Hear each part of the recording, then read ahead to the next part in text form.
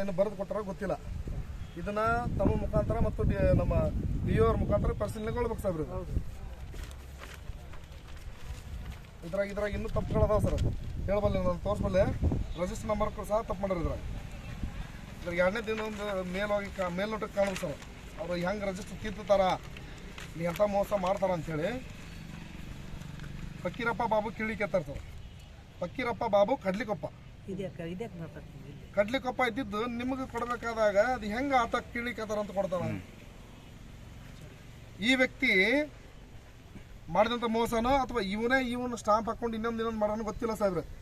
ಮತ್ತು ಇದಾದ ನಂತರ 16 ಇದು ರಿಜಿಸ್ಟರ್ ನಂಬರ್ 1695 ಇಲ್ಲಿ 1995 ಮಾಡ್ತಾವ ಸರ್. ಈ ಥರದ್ದು ಇದು ಆಸ್ ಇಟ್ ಈಸ್ ಅಲ್ಲಿ ಹೆಂಗಿರುತ್ತೆ ರಿಜಿಸ್ಟರ್ ನಂಬರ್ನಾಗ ಹೆಂಗಿರ್ತದೆ ಸರ್. ಮನವಿಗೆ ನಾವು ಹಚ್ಕೊಟ್ಟಿಲ್ಲ. ಇದು ಆ್ಯಕ್ಚುಲಿ ತಮ್ಮ ಕೆಲಸ. ತಾವು ಇವ್ರನ್ನ ಕಳಿಸಿದ್ರಿ, ತರಿಸಿದಾಗ ಈ ಥರ ತರಿಸಿಲ್ಲ. ಅದು ಒಂಥರ ಬೇರೆ ಒಂದು ಬೆಳೆ ಹಾಳಾಗಿ ಬರೋದು ಸೀಲ್ ಹಾಕಿಕೊಟ್ರೆ ನಾವು ನೋಡಿದೆ. ಮತ್ತು ಇದಾತ್ ಬಿಡ್ರಿ, ಇದಾತರ ಈಗ ಫಸ್ಟ್ ಆಗಿ ಒಂದು ಹೇಳ್ಬಿಡ್ಬೇಕಂದ್ರೆ ಕಡ್ಲಿಕೊಪ್ಪ ಇದು ಯಾವುದೋ ಕಿಳಿಕೆ ಆದ್ರೆ ಅನ್ನೋದು ಒಂದೇ ಒಂದು ಕುಟುಂಬ ಟೋಟಲ್ ಅಮರಗೊಳದಾಗಿರು ಇಷ್ಟು.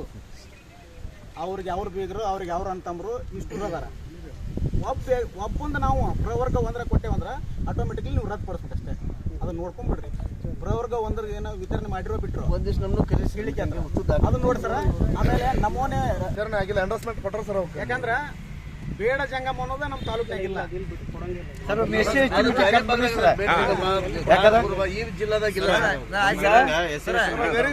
ಒಂದು ದಲಿತ ಸಭೆಯನ್ನ ಕರೀರಿ ಸರ್, ಕರೀರಿ.